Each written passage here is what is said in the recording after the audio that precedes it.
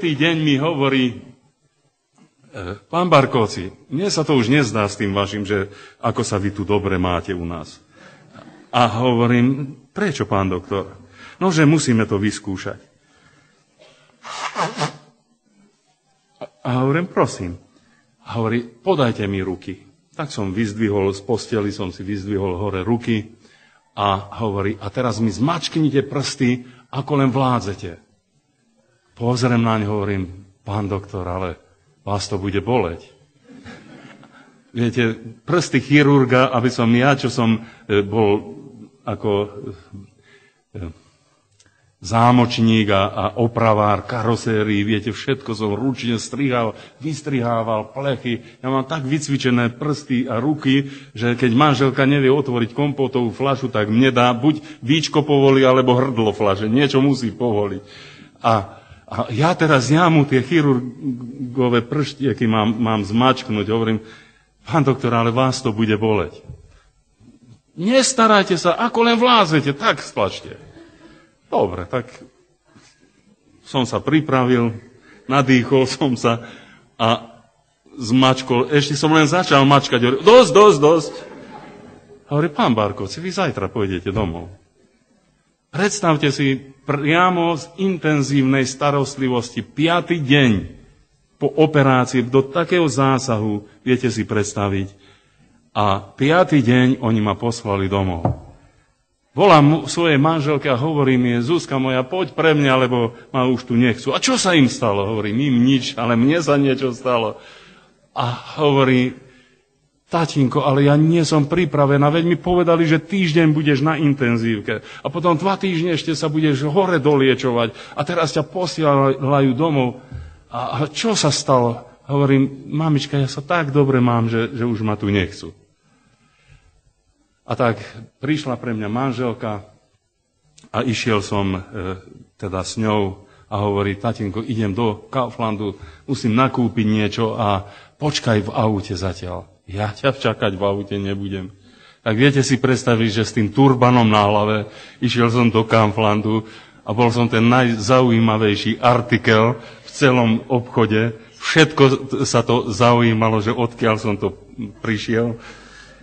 No, viete si predstaviť, ale v mojej hlave odtedy, ako Pán Ježiš tam povedal pri mne, že očistil som ťa a uzdravil som ťa, odtedy ani štipku bolesti. Moji drahí, viete si predstaviť, že moja služba je mnohonásobne viacej ako kedykoľvek predtým. Náročné sromaždenia a nielen kázania, ale do rána modlitby s ľuďmi, ktorí prežívajú vyslobodenie, uzdravenie. Mnohé situácie zložité, poviazaní ľudia, jednoducho a nikdy ma hlava nebolí. To je zázrak Boží.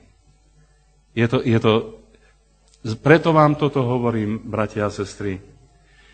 Toto moje svedectvo bolo trošku dlhšie, ale hovorím vám to preto. Varujte sa toho, aby ste vo svojom srdci prenášali neodpustenie. Varujte sa toho, aby ste vo svojom srdci držali horkosť. Varujte sa toho, aby ste vo svojom vnútri sa omielali a trápili s nejakou vecou, ktorú aj tak neviete vyriešiť. Dajte ju Bohu. Odovzdajte to Pánovi. Aby ste nepochodili, pozrite sa, ja som pred vami, stojím tu pred vami a hanbím sa. Ja by som tam mal sedieť a vy by ste mne mali kázať. Ale preto vám hovorím, pozrite na mňa, aký som nerozumný. Pozrite na mňa, že ako som neposlúchol Pána. Keď mi Pán povedal, odpusti. Keď mi Pán povedal, zlož to, netráp sa. A ja som to nevedel a taká sebalútosť ešte k tomu, viete, viete, tak prevrátený je srdce človeka. Ja neviem, aké je tvoje srdce, ale moje srdce je strašne prevrátené. A moje srdce ma toľkokrát v živote oklamalo. A tak volám na Pána, aby mi bol milostivý, aby mi dal čisté srdce, aby mi dal úprimné srdce, aby mi dal úprimného ducha, aby som vedel všetko zložiť, aby všetko ľahko obkľúčujúci hriech, aby som vedel zložiť a nenosiť to vo svojom vnútri.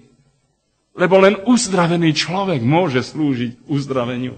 Len oslobodený človek môže slúžiť oslobodeniu. Len radostný človek môže slúžiť iným ľuďom k radosti. A ja som toto prežil, bratia a sestry. A viete si predstaviť, keď mi už tam dávali tú umelú hmotu, lebo som mal prepadnutú hlavu, jak keby ma uhodili s niečím, tak mi dali sem nejaký taký klobúk, plembák z tohoto z umelej hmoty. A viete si predstaviť, asi týždeň na to po operácii pozvali ma do Tatier v Račkovej doline. Poznáte tú našu ubytovňu a to centrum Jána Ámosa Komenského. Boli tam ubytovaní bratia Poliaci a títo ma prosili, aby som im prišiel slúžiť ten týždeň. A bola tam aj jedna mladá rodinka, ktorá mala dievčatko, 6-ročné dievčatko a toto dievčatko bolo posadnuté. Nikdy nepovedalo toto dievčatko ani to jedno slovo, ani toľko, že mama. Nedokázala, lebo ten démon, ktorý bol na ňom, stále len škriekal. Viete, z nej vychádzali neustále škreky, prepáčte za tento výraz, ale skutočne to vypadalo, ako keby opice škriekali. Proste také zvuky škriekania z tohoto dievčatka vychádzali a toto dieťa bolo agresívne a bilo svoju matku, bilo svojho otca a táto rodinka len preto si zaplatila ten pobyt tam, že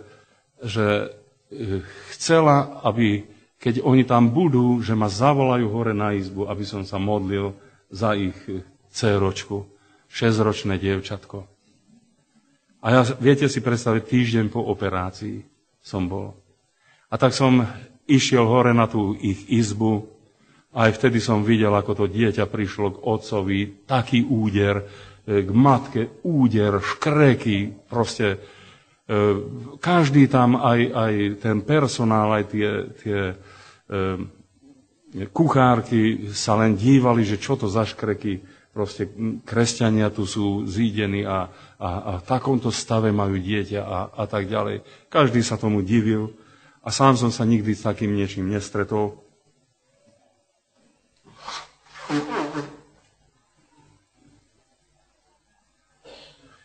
A tak ma zavolali hore na izbu, aby som sa modlil za túto ich dcérku. Z jednej strany na posteli sedel kazateľ, na druhej posteli sedeli rodičia a do prostriedku mi dali stoličku a tak sme obklúčili to dieťa. Dieťa bolo medzi mnou a tou stenou. A to dieťa, keď zistilo, že je obklúčené, tak sa stalo ešte agresívnejšie. Udieralo matku, udieralo otca, prišlo ku mne a ja som dostal, jednu som uštedril, druhú som uštedril. Dostal som a hovorím, Páne, čo mám robiť? Čo mám robiť v tejto situácii? Pane Ježišu, zmiluj sa. Pane, ja nič nechcem vo svojej sile, ja chcem sa na teba dívať, ja chcem tvoje vedenie a tvoju milosť, a aby si ty bol oslávený, aby si ty bol vyvýšený aj v tejto situácii. Čakám na teba, Pane, ja nebudem nič robiť, kým ty ma nebudeš viesť. A Duch Svätý prehovoril cez hlas mojho svedomia a hovorí, chyť rúčku toho dievčaťa a modlí sa za ňu. Lenže čo ja, detko, oproti takému 6-ročnému decku? Jak som chcel chytiť tú ruku, takú mi uštedrila, že kým som ju ja chcel teda chytiť, ona už bola pri stene. Tá moja reakcia oproti takému, ako had, taká bola šikovná. Hovorím, Páne, pomôž tejto mojej starobe. A vidíte, že ešte ani to som nebol schopný, aby som chytil ruku toho dieťaťa. Ešte aj na to som bol odkázaný na Pána Ježiša. A Pán mi hovorí, priprav sa a dám ju do tvojej ruky. A skutočne som sa tak pripravil, zachytil som ju, preložil som si do ľavej ruky, položil som ruku na jej hlávku a vtedy ste mali vidieť, jak škriekalo to zlo z nej, jak bola agresívna, zlostná bola, úplne ako nejaké zvieratko, tak sa chovala. Prepáčte, pocikala sa, pošpinila sa. Jednoducho nebolo to ľudské, jak ten priebeh bol. Ale ja som čakal na Pána a Začal som v mene Pána Ježiša karhať toho zlého a